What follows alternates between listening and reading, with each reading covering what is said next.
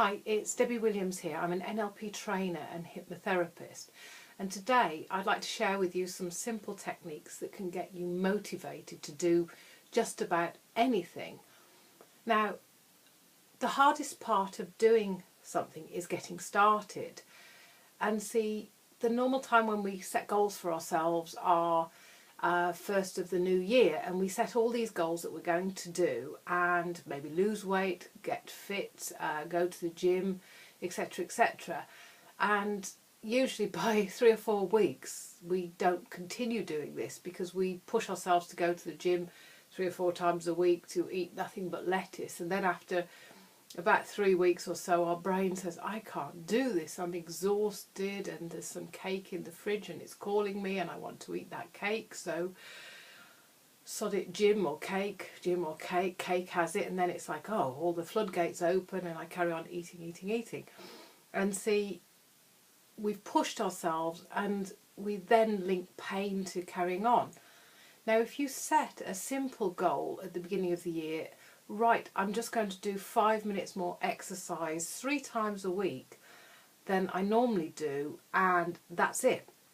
What will happen is 9 times out of 10 you may do your 3 hours a week at the gym, but after week 3 and you feel, oh God, I'm exhausted, I'm so tired, you can still pat yourself on the back and think, but I've done way more than I initially said I was going to do.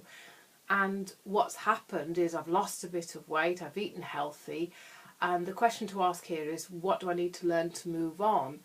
Right, maybe going 3 times a week is a bit hard for me, I am exhausted, let's give myself a break today, but tomorrow I'm going to force myself to do 5 minutes walking round the block. And if I do just 5 minutes, that's okay, because, you know, I'm achieving my goals.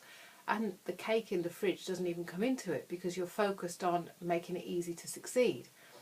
Now the theory behind this 5-minute goal also will work with starting any project. I use this a lot if I work with people who want to study for an exam.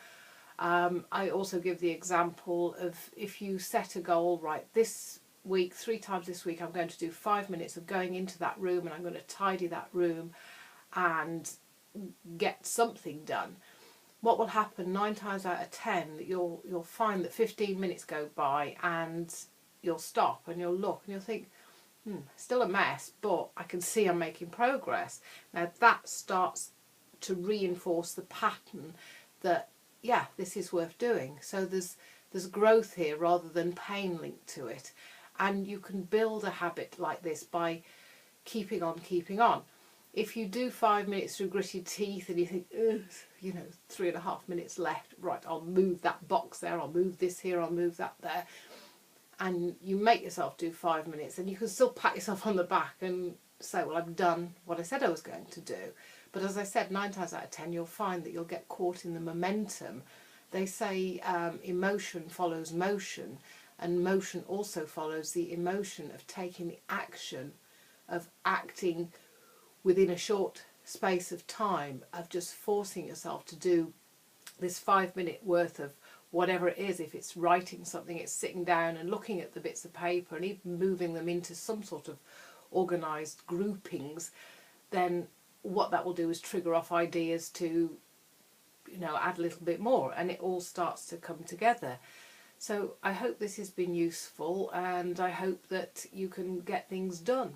Great talking to you now. Bye.